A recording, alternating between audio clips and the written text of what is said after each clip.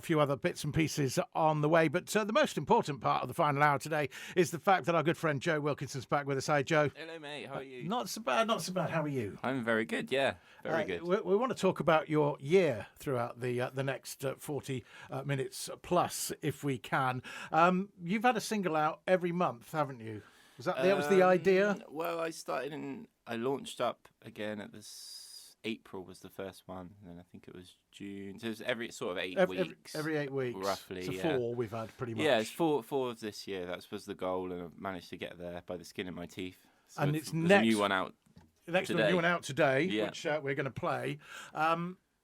Next year, it's what I was getting at. That's every month you're going to put one out, isn't it? That's what you're going to try and do. I'm aiming to do 8 next year, so Okay. stepping up from 4 to 8. So Yeah. it gives me a little bit, sort of 5 weeks in between each one to sort of get the next one ready, prepared. And it's the idea is that it will be like a conveyor belt. Once one's being released, the next one's being worked on. So it's sort of like a steady stream of new stuff coming through. I remember Wedding Present were like the first band to do that. They did one a month all the way throughout 1992, and it almost killed them. It's really difficult to do, especially Really? like a big commercial release like that. Yeah. But they had were quite successful in doing it. Oh, And cool! I didn't know that. Yeah.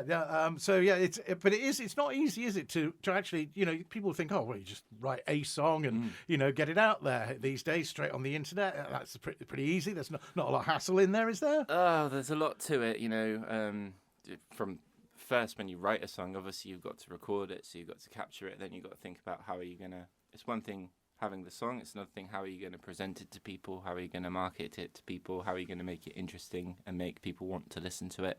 So there's a lot of thought, and it's not just music these days. If you're an independent musician, it's marketing, it's everything. Social media is so important. Everything, it's there's really a lot to it.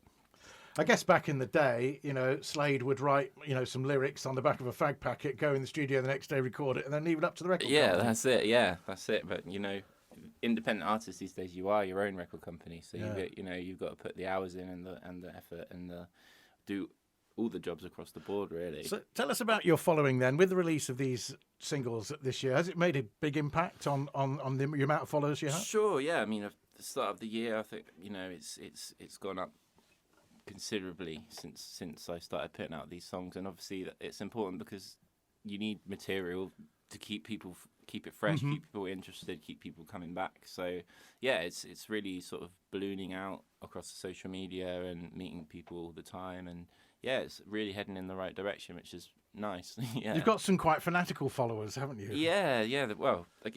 I guess so. Yeah, the people are passionate about what I'm doing, which is amazing for me. It's still a bit surreal, but it's lovely. It's kind of like the reward for all the hard work when you see people really getting into it, and it's so nice. It really is. We've certainly seen you putting in quite a lot of hard work with these tracks this year. We'll get to play the new single a little bit later on, and of course you're going to play a few songs for us today, aren't you? Yeah. So what are you going to do?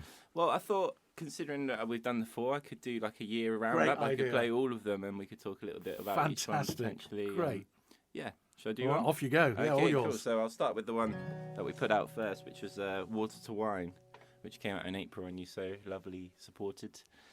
It goes like this.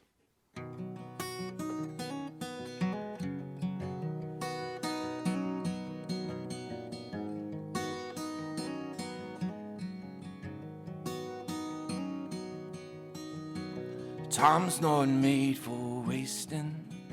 Mark it down, don't be late. I'll have one more coffee. Fight my eyes to stay awake. Good things don't come easy. Great things harder still. Write it out from shelter. Let your ifs become your wills. You can be the light. Stay and make friends with the darkness. You can be the light that guides us home. I know that in time everything will be fine.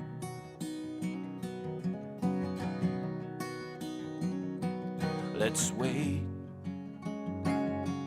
this out. Watch the water turn to wine.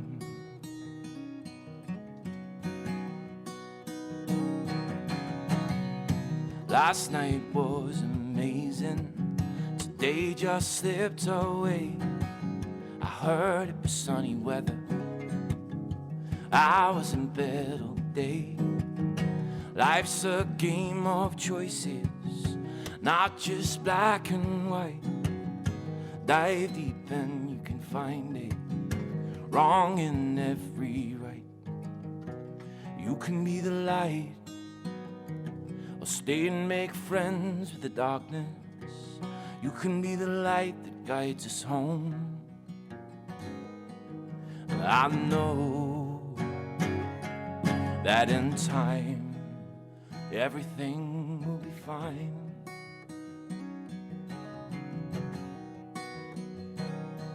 Let's wait this out, watch the water turn to wine.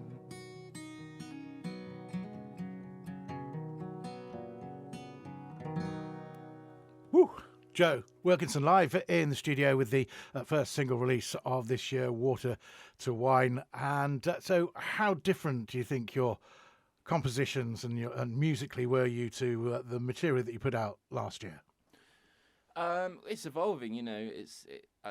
For me, I'm trying to see each song on its individual merit. What is this song about? What is the message you want to get across? Obviously, I want there to be a thread between them in this sort of that you can tell it's me. I don't want it to go completely left field and do a completely different genre, so it sounds like a different artist. But I also want to explore different things. Like this one, it was a sort of I'd say one of the more simple songs that I've written. It's mainly about the melody and the lyrics, and that's it.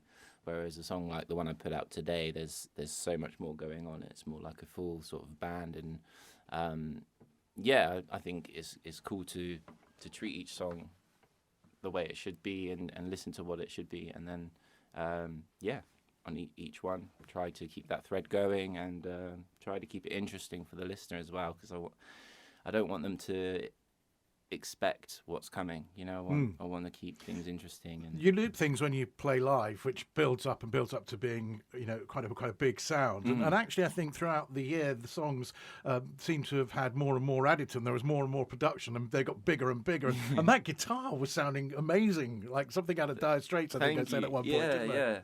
Yeah. So you're right. I do the loop pedal stuff live, and obviously I play live a lot, so I'm always sort of tinkering with the arrangements and stuff, and that feeds into the production when it does come to going in the studio.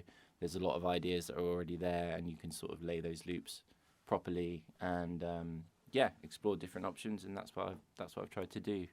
Brilliant. We'll get more from Joe here after the break. Right then, it's at Bay Radio on a Friday in the final hour, and upstairs at the Everybody Inn today is our good friend Joe Wilkinson. I keep calling you that. I hope you don't mind. Oh, you're my good friend too, Cal. And we don't. Right. I'm sorry we don't have Rosie with us this week, but that's not to worry, because it's more about you and about the music. So we were talking about the fan following that you have, and as usual, there have been some questions sent in by some of the people that follow you. And Alex in Australia is asking about when the album is coming out.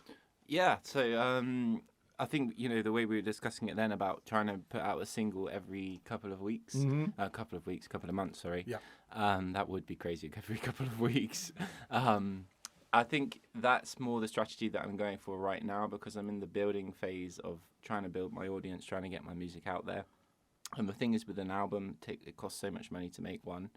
And when I do it, I want to do it properly, and I want the audience to be ready and waiting for it. So I feel like with the benefit of putting out a single each time is that you get to do a proper promotion cycle, and each one you get to promote and tell the story of each song individually.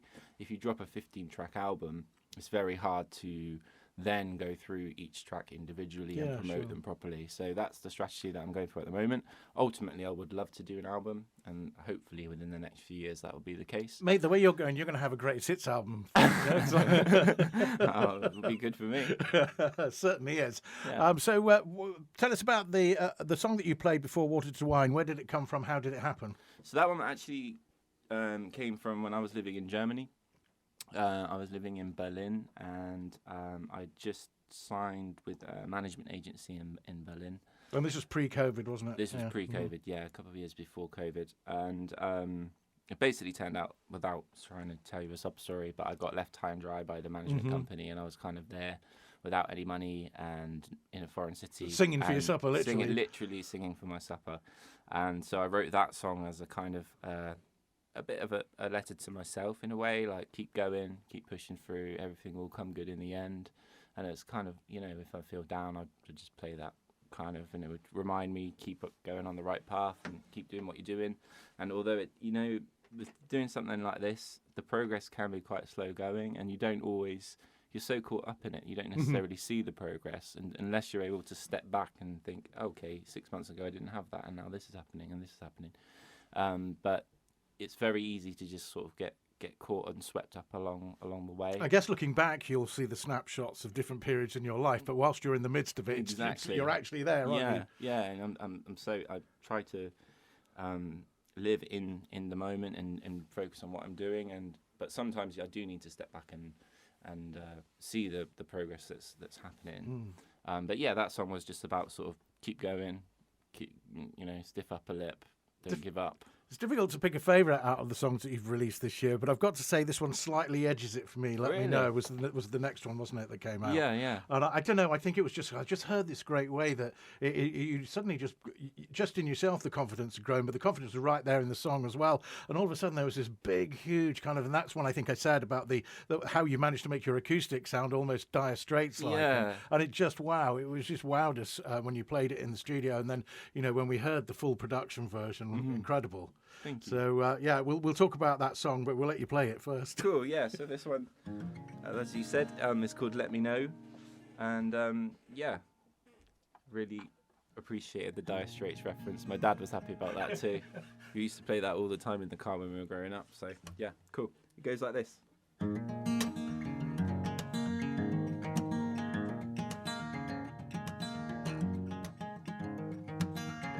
didn't see me when I was invisible. I was there but no one cared until change made me fictional. You didn't hear me calling for a miracle, shouting my lungs breathless, made sculptures of my syllables. And am I good enough now? When will you decide this is bigger than you? Your foolish pride I'm taking. Oh, there's room in the back if you're coming. Jump in, there's bumps on the track. And when you come to your senses, let me know. I won't follow in the dark. There's a well-lit road and you're a bomb ticking down, ready to blow. So when you come to your senses, let me know. Let me know. Now you see me close enough to see and to touch. Now you're kissed up and staring too much, can't get enough. Now you're tasting me, sweet and bitter on your lips. Unpredictable flavor that isn't a savor, got wrapped up in our kiss. Am I good enough now? When will you decide this is bigger than you? Your foolish pride and I'm taking off. There's room in the back, keep it coming. Jump in, there's bumps on the track. And when you come to your senses, let me know. I won't follow in the dark. There's a well-lit road and you're a bomb ticking down, ready to blow. So when you come to your senses, let me know. Come to your senses, let me know. Come to your senses. See, there you go. There was that little Dire Straits bit at the end as well. It even does it just when it's acoustic without all the big production on it as well. Great track, Let Me Know, from Joe Wilkinson, our guest this afternoon. So tell us about that particular song. So that one's been around for a while as well, actually. And that one is about sort of people's perception and how it changes. So when I started, literally, no one really paid any attention whatsoever. It's the way it goes, you know, because the reality is I probably wasn't very, very good at it, because you're not when you first start anything. And as I started to get better and improve and started to put more and more stuff out, or at least in my head, I envisaged that people's perception would start to change. And so it's about that transformation from that beginning part where no one cares. Starting to get some recognition. Starting to get some recognition. And obviously I say obviously it's perhaps not obvious, but the reference in the track is to the 5 different senses. So it's you didn't see me, now you hear me, close enough to see and to touch. So I played around with the senses.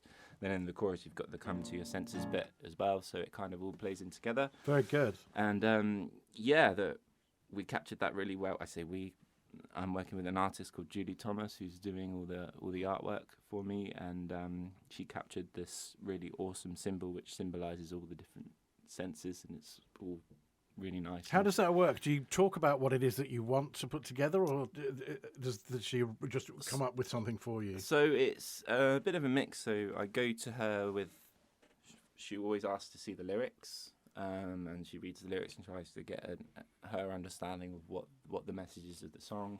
I write in a lot of metaphor and stuff like that, so she wants to sort of explore that. And then from there, she'll go away and come up with some concepts, and then we'll discuss the concepts, and then she'll go away and make something. Is the things that she come up with always what you're expecting? And is there actually, do you have to say, look, I'm sorry, I really don't like that? I would never let her get to the stage where she's painting before, because normally she'll come with a few ideas. She'll do like some sketches, and then she'll flick through, and I'll say, oh, I like that one, and oh, that's cool, and could you try a bit more of that style with that? And then she'll have like a kind of a little sketch before she actually starts the work. It's great to have this team behind you as well, because you've got, right behind us, filming right away, your lovely lady. And there's, the guys that have been in to take photos and do filming before. So there's a little bit of a team behind you, isn't there? Who are they? Give them some plugs. Yeah, so on the sort of, there's different aspects to it. So there's the music production side. So all the singles that you hear, the finished product on Spotify and all that stuff, that's like a finished master of the track. So basically how it works is I record the song and all the different instruments and elements and stuff, and then it goes off to a guy in England called Will Davies, and he mixes and masters it. So he basically improves everything and gets it ready for the final radio edit. So that's his job. I've also got Joey Demers, who's actually in Canada. He's a drummer, so it's all done virtually at the moment. Amazing. So he gets the file. Initially, I record it with program drums, digital drums. Then Will removes the drums, sends it to Joey, and he replicates it on a real kit. And it sounds so much better. Really does, yeah. So that's Joey, and then on the sort of visual side, we've got Julie, who I mentioned, Julie Thomas. She's doing the artwork, and her partner, who's Ilan, who came in before with me last time to film.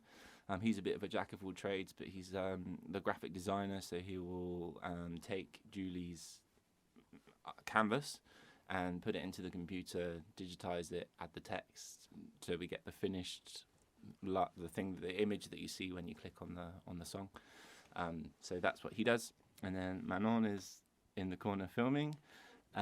She's basically my support every day of the week and helps me to do lots and lots of different stuff.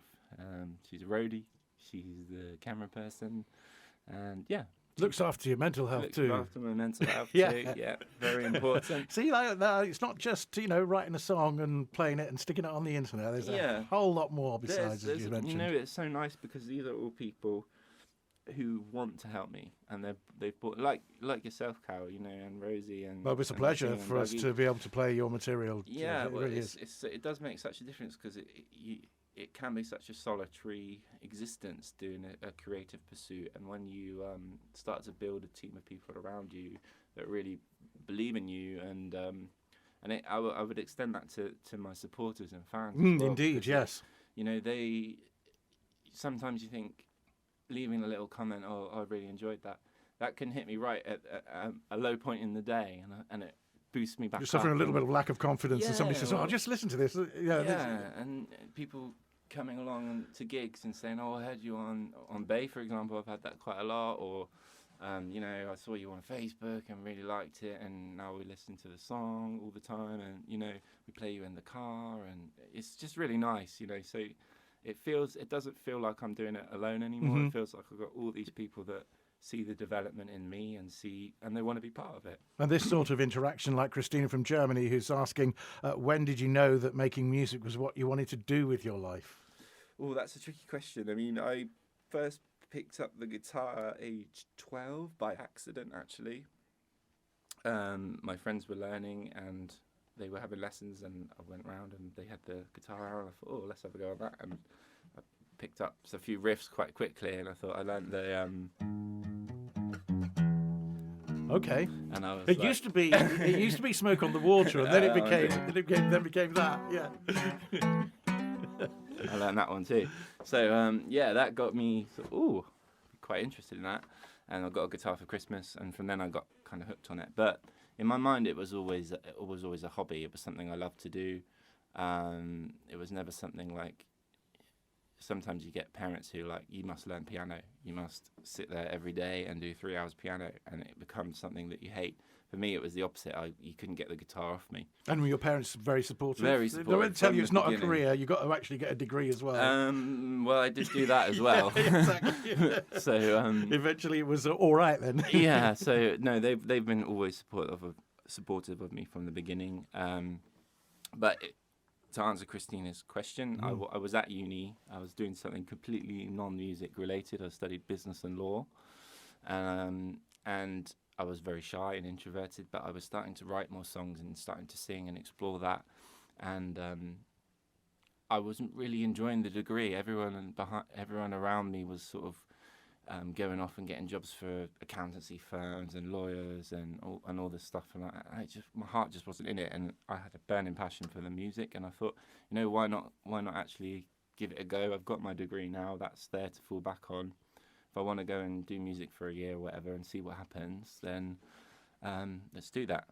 Yeah, that was 8 years ago. So still with the music, there right you go. choice. Yeah, it was the right choice. But funnily enough, now in my everyday, because it is a business what I'm doing essentially. You know, you need to make money, so yeah, you got to make a living. My shows, and there's a lot of business stuff that I use now from my studies, which I probably never thought I would use. Well, and also the sorts of things that a lot of artists fall foul of, certainly in years ago, is signing that contract. You know, Absolutely. Some very famous artists signed the rest of their material away, didn't they? No, Prince, I suppose, most famously, when he became, just a symbol for a while. Yeah, and, absolutely. and just kept on bashing albums out to get out of that contract. Yeah, it's very dangerous, especially for young artists that are sort of naive and they think. I've been in that position with the label in London. I thought, okay, this is my big break. Even with the knowledge that you had from the legal side of things. Yeah, I mean, to be honest, all that falls at the wayside when someone comes along and says, "Hey, we really like you and we want to sign you and we think you're great," and you know, and then. Is it like you wouldn't want to miss the opportunity, would you? I suppose it's kind of. Yeah, I mean.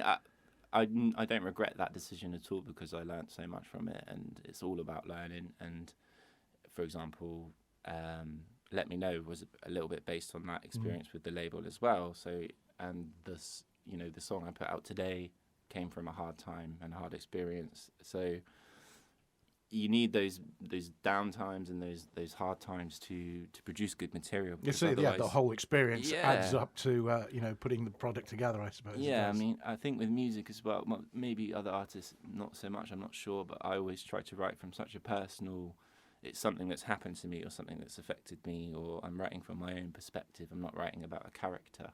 So if you had no experience and no difficulties and no hard times and everything's been easy for you. Very difficult to make it sound believable, isn't it? Yeah, absolutely. Joe Wilkinson is here with us. We'll get some more songs after the break. But Track of the Bay this Friday is from Lizzo. That's up next. And next week, the new single from Joe will be Track of the Bay. But we'll hear that this afternoon as well. Track of the Bay today, Someday at Christmas, the new Lizzo version. Do like the Pearl Jam version of that, actually. We'll be playing that at some point over the next week or so. Joe Wilkinson is in the studio with us, going through his back catalogue for 2022. Looking ahead in a little while to next year as well. But the third single was Downpour. Tell us about that. So this one is a little love ditty that I wrote. So this one I'm really proud of how in the choruses on the record it's got that choir sound I think is something like 20 different vocals all stacked on each other, and it creates that really big sort of choir sound, which obviously I can't do just acoustic, so check out the actual single as well. But yeah, this one is a similar vein almost to Water to Wine. I feel like there's sort of been two kind of more rocky singles this year and two more melodic, and this would be the second melodic one. And yeah, here it is.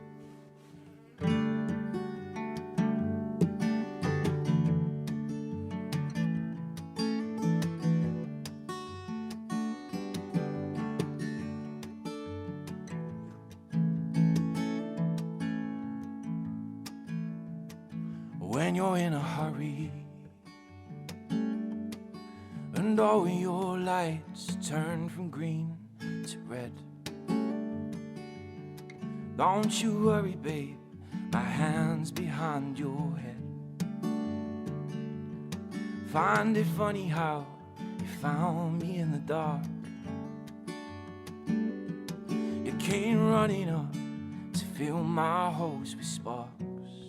From root to flower, from seed to sap, wrap your arms around me. Don't hold back. In the downpour, I wanna be your umbrella. When the sun shines, I'll blow a breeze to make you better.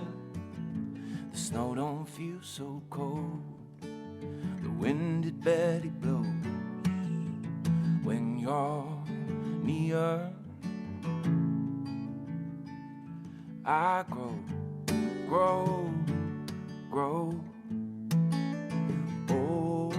I grow. Butterflies in tummies,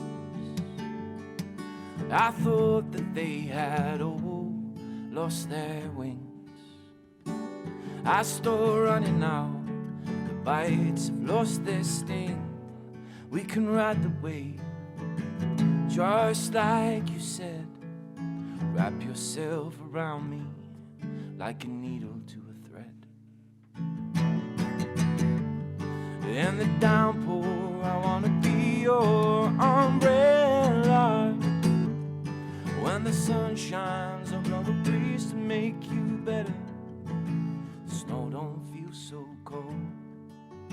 Wind, it barely blows when you're near. I grow. Oh, I grow. Joe Wilkinson live in the studio, going through the songs that's released this year. And we talked about this earlier in the year, and I found that having seen you live a couple of times and listening to the way that the new songs you've been writing have been developing, that your confidence seemed to suddenly grow massively out of nowhere. That's funny. Yeah, I think so, yeah. Again, it's one of those things you don't really see it on the day-to-day, and there's not really a tangible feeling of, oh, I'm getting a bit more confident. It's just, I think it's just through repetition, through playing live, growing into my skin. A lot of playing live. Playing really live, helps you know, that's my full-time job. So if I don't play live, I don't eat. So, you know, I'm playing live as much as I can. I'm recording all the time. I'm posting all the time. I'm getting to know people all the time. You know, new supporters and fans and all that stuff. It all feeds back into the overall confidence. And you know, I've always deep down believed in the music. but I didn't believe in me, if that makes sense. You know, there's always that sort of last minute lack of confidence when you're about to go on stage somewhere, isn't it? And you never lose it. I mean, I still have it at the beginning of every program, this kind of like last minute panic. Oh my God, have I got everything ready? And is it right? Am I going to be okay? But, you know, and that never really leaves you, but you kind of get a little bit more used to it. And if I suppose if you don't have that rush, you probably shouldn't be doing it. Do you know what I mean? Sure. I mean, certainly for the bigger things that come along, and you know, I went and did a show in London relatively recently, and I really hoped that people would come, and they did. And you know, that I was more nervous about that, but you know, just a standard show, I'm so used to doing it. You know, I'm a little bit of apprehension because I want it to go well, but it's, you know, I'm so used to it, it doesn't really faze me. But what I meant by I didn't believe in me was that, I don't know, I've always been a very shy and reserved person, and to put yourself out there is a tough thing to do, and to try to sell yourself, because essentially that's what I'm trying to, you know, when you're selling you, project, aren't you? Yeah, If I was trying to sell you this guitar tuner, I'm not emotionally invested in this guitar tune. If you don't buy it and you say this guitar tune is rubbish, I don't care. Exactly. But when it's something that's so woven into your personality and your experiences, it's nerve-wracking to make that first step and start putting stuff out there. Which takes us to what Brandon in London has been asking online, and he says, how do you deal with trolls and their comments? Because you do so much online, you must get some negatives. Oh, sometimes. I mean, there's different types of negative. Firstly, you've got to distinguish what is a troll, and there's a line between trolling someone and constructive criticism. I'm always up for constructive criticism. Someone says, you know, I don't like this because you could have done it in that way, then I'll take that on board. I might not agree with it, but that's fine. Some people are just nasty for the sake of being nasty. That's online people. That's just part of it. Keyboard warriors. And that's water off a duck's back, mate. That doesn't bother me in the slightest. I think Brandon. I think if it's the Brandon I'm thinking of, he's referring to a little highlights that I was running on my Instagram, because on Instagram, especially if you start to get a little bit more traction, there's a lot of phishing and scamming going on, attempted scamming, and there's regularly, what used to be every post that I would do, I would get 5 or 6 messages from different representatives from this one company trying to sell me, basically saying, I'll take your clip and I'll make it go viral. Right. What they actually do is they have maybe 100,000 bot accounts. They're not real people on a profile. They say they flood your account with those views and followers, but they're not real people. So you're not. It's straight. Basically, if you do that, I can see the temptation, because you suddenly get 10,000 extra followers or whatever, but they're not real. And then when you're actually making content, your stuff's not getting put out to real people. It's getting put out to bots. So what I would do is I would lead them along the garden path a little bit, and I would screenshot the conversations and then put them up on my profile. So there was one guy that he was trying to pitch me, and he said, "How are you?" Blah blah blah, and I told him that I was in the midst of a shark attack. So I'm not good. I've just been bitten by a shark. And he said, "Are you sure it wasn't a little fish?" I said, "No, it's a shark." "Oh no, my right leg's got off now." And he still was trying to pitch me. He didn't, and so I would play around with it and have fun. And I think that's what Brandon's referring to. I think, you've got to take it with a pinch of salt. If someone doesn't like what you're doing, it doesn't really bother me that much, to be honest. As long as I'm sure that I'm happy with what I've put out, then it doesn't bother me if someone doesn't. And the majority like it. of the comments you get are very positive. Oh, of course, anyway, yeah. So. I mean, yeah. Okay, absolutely. well, we're going to play the new single, Miniature Man, shortly, the proper studio version, or the full studio version, which I'm really looking forward to hearing. And tell us where you are over the next couple of weeks or so, Christmas and New Year. Absolutely, let me quite get a few gigs. the calendar up, yes. And meanwhile, you can check Joe out at Joe Wilkinson Music on most social media platforms. You can indeed, yes. So I'm rushing straight off to a gig after this. I'm at La Experiencia. So that is in Moreira, 8:30 start. It's always lovely. It's out the back now. which is really nice. It's like sort of intimate venue. Then tomorrow lunchtime, I'm at a cool place called Zeba Life. I'm not sure if you've heard of them. That's cool. That's also in Moraira. And then on Sunday, I'm at Benita Chow in a new venue, which I'm really looking forward to as well. Then next Friday, 23rd, I'm at Bar Emilio's in... I can never say it. It's near Alcalali. Right. It's Camacho. We'll stick with that. Nice little bar. Back in La Experiencia on the 28th, Floridita on the 30th, and then for New Year's Eve, I'm at Marley's Bar and Bistro in Moraira as well. So yeah, lots of stuff coming up. Best of luck with those, and we look forward to catching up with you again early in the new year. And of course, in the meantime, we'll be playing the new single, which is this Miniature Man. Quick synopsis.